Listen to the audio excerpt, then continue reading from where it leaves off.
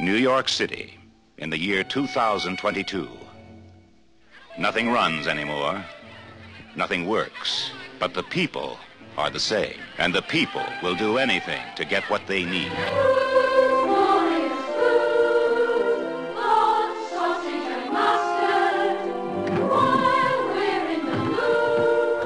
Gasoline prices have doubled in 3 years in the United States.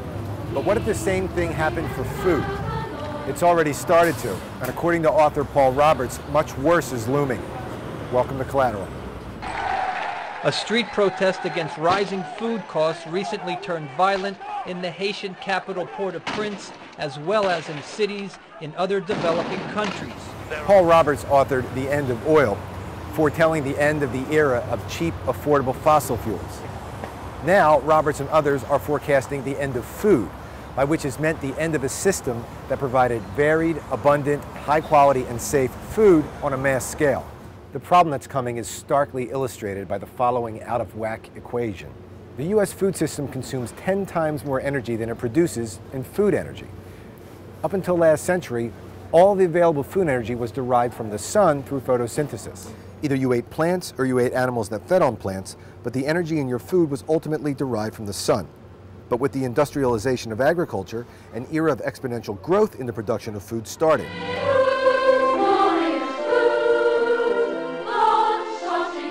But it was an era bound to end when the system's inputs came under great strain. That's what's happening now.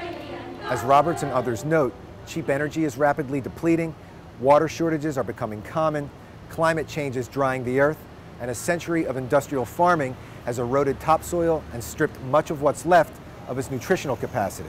Just as importantly, there is no scalable replacement to the current system ready to plug in. The change that's coming is going to affect billions of people and dramatically change the way we think about food over the next half century. Along the way, life will change in the most vulnerable places much sooner. Like Las Vegas? You might want to get there soon if you do, because in 20 years, there's a good chance it might be headed toward ghost town status. Projections show that Lake Mead, the reservoir that supplies water to Las Vegas and many other places in the Southwest, stands a 50% chance of becoming dry by 2021. The Colorado River system, which waters large portions of the Southwest, is already taxed beyond sustainability. With the affluent classes still swaddled in comfort, there's a tendency to dismiss talk of a coming crisis as alarmist. But the numbers don't lie. And when newly affluent populations in places like China and India begin flexing their buying power, scarcity may drive prices beyond what ordinary people can afford. So what can we do? Well, first, we can start by taking responsibility for what we buy.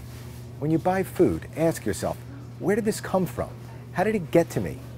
And in particular, what am I agreeing to implicitly by buying this? Second, you'll notice more and more people raising gardens and participating in community-based food production.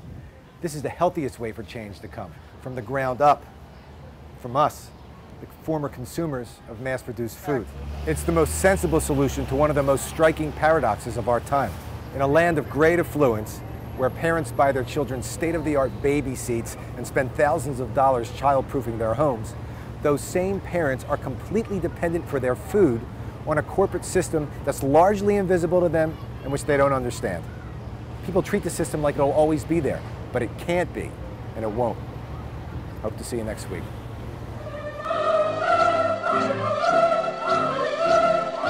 Thank you.